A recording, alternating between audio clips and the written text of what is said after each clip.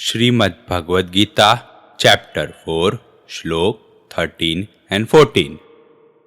चातुर्वर्ण्यं मया सृष्टं गुणकर्म विभागश तस्य कर्तारमपि मा विद्वये कर्तारमव्यम् न मा कर्माणि लिम्पन्ति न मे कर्म फले स्पृहा इति मायो बीजानाति कर्मभिन्ने सबन्ध्यते। तो कृष्ण कहते हैं कि मेरे द्वारा ही वर्ण और कर्मों का रचना हुआ है और विभाग किया गया है। मुझ सृष्टि की रचना करने वाले अविनाशी परमेश्वर को तू अकर्ता जान, क्योंकि मेरे उस कर्म फल में कोई रुचि नहीं है, कोई दिलचस्पी नहीं है, कोई इंटरेस्ट नहीं है और मुझको वो कर्म बांध भी नहीं पाते। तो जो इंसान, जो मनुष्य मुझको बहुत डिटेल में जानता है, समझता है, उनको भी ये कर्म बांध नहीं पाते। तो अभी इस श्लोक में भगवान बताते हैं कि जो 3 गुण है, सत्व गुण, राजस गुण, तामस गुण, और जो 4 वर्ण है, ब्राह्मण, क्षत्रिय, शूद्र, वैश्य, इन सब की रचना और विभाग, डिवीजन मैंने किया। मतलब भगवान बोल रहे हैं कि मैंने उसे बनाया और उसको डिवाइड किया। तो डिवाइड भगवान ने किसी जलन या ऐसे भेदभाव करके नहीं किया। जिस आदमी का जैसा स्वभाव, जैसा कर्म है, उसके अकॉर्डिंग भगवान ने उसको डिवाइड किया।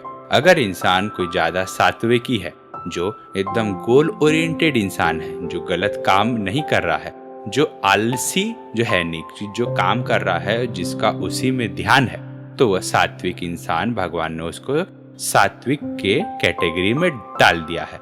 बाकी जो तामसी लोग हैं, जो राजसी लोग हैं, जिनका काम में रुचि है नहीं, जो कोई काम करने बैठ तो जाते हैं पर ध्यान उसका कोई और चीज में रहता है, तो ऐसे लोगों को भगवान ने राजस की कैटेगरी में डाला है। और तामसी जो ऐसे लोग जिनको कुछ लेना देना है नहीं, जो दूसरों से जलन, भेदभाव, गुस्सा करते रहते हैं, ऐसे लोगों को भगवान ने तामस गुण में डाला है। वैसे ही जो 4 वर्ण है, जो ब्राह्मण, क्षत्रिय, शूद्र, वैश्य, तो भगवान ने ऐसे जो लोग, जैसे कर्म थे उनके, कि ब्राह्मण का कर्म था कि ज्ञान हासिल करो तुम और लोगों की हेल्प करो, तो ऐसे लोगों को भगवान ने ब्राह्मण के उसमें डाला। क्षत्रिय का काम था कि तुम लोगों की रक्षा करना है तुमको। जैसे भगवान अर्जुन को बोलते हैं कि ये क्षत्रिय का तुम्हारा युद्ध करने का धर्म है, तो तुम न चाहते हुए भी तुम अपने धर्म को करने में विवश हो जाओगे, क्योंकि तुमने बचपन से वही सब किया। तो जैसा आदमी करता है, जैसा रहता है, उसका उस हिसाब से भगवान ने डिवाइड किया। तो भगवान वो बोलते हैं कि मैंने किसी जलन या भेदभाव से नहीं किया है। जैसे इंसान के कर्म थे उस हिसाब से भगवान ने की है। जैसे आज के टाइम पे अगर हम देखें, कोई ब्राह्मण है, बर्थ से है, जन्म से, बट अगर वो ऐसा कर्म नहीं कर रहा है तो वो ब्राह्मण नहीं रह जाता है, क्योंकि भगवान ने बताया कि इंसान अपने कर्मों के हिसाब से उस कैटेगरी में जाता है। वैसे ही जो क्षत्रिय है, अगर वो क्षत्रिय का अपना पालन नहीं कर रहा है तो वो क्षत्रिय नहीं रह जाता है, भले ही वो जन्म से क्षत्रिय, बट जैसा भगवान ने बताया था ये, उस हिसाब से वो क्षत्रिय नहीं रह जाता है। उसके बाद तो लोगों ने अपने अपने हिसाब से और इसको डिवाइड कर दिया, अपने अपने आप से मैनिपुलेट कर दिया।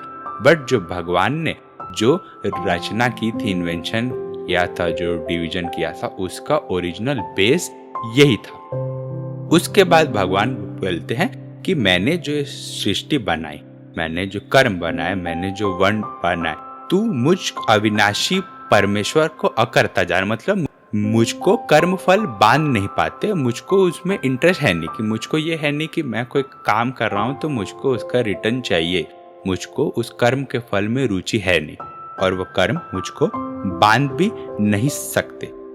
और जो इंसान इस चीज को डेप्थ में जानता है कि भगवान कुछ कर रहे हैं, तो भगवान का उसके लिए रिटर्न कुछ है, ऐसा नहीं है। भगवान अवतार भी ले रहे हैं तो वो लोगों के ले रहे, सज्जन पुरुषों की रक्षा करने के लिए ले रहे हैं, दुष्टों का विनाश करने के लिए ले रहे हैं। तो भगवान वही बोलते हैं कि जो इंसान इस बात को डिटेल में जानता है, समझता है, उनको भी ये कर्म बांध नहीं पाते। क्योंकि ऐसे लोग भी फिर भगवान के राह पे चलते हैं कि मैं कोई कर्म कर रहा हूँ तो मुझे फल की आशा इच्छा नहीं करनी है, मुझे हमेशा अच्छा कर्म करने का ट्राई करना है, क्योंकि ये जो हमारा लाइफ है उसको हमको या तो हम अच्छे से यूटिलाइज कर पाएंगे या तो गलत तरीके से। तो जो अच्छे से यूटिलाइज कर पाता है उनको ये कर्म फल ये बांध नहीं पाते। तो ये सब भगवान ये 2 श्लोक में ये भगवान ये डिटेल में बताते हैं ये सब चीजें।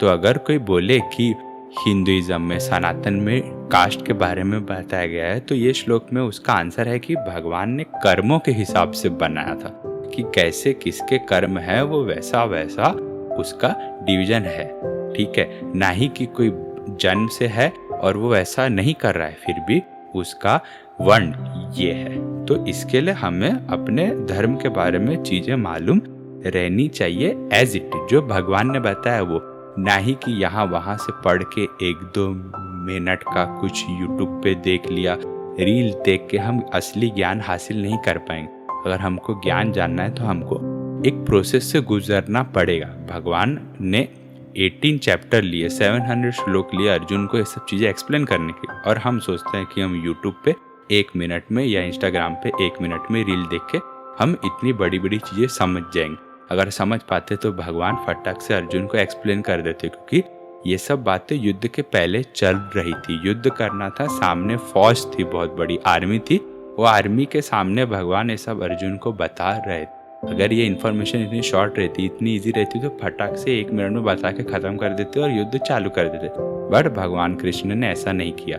वो एक प्रोसेस फॉलो करना चाहिए हमें अगर हम ज्ञान को हासिल कर रहे हैं, क्योंकि नॉलेज का कोई शॉर्टकट है नहीं। तो ये सब भगवान इस श्लोक में बताते हैं।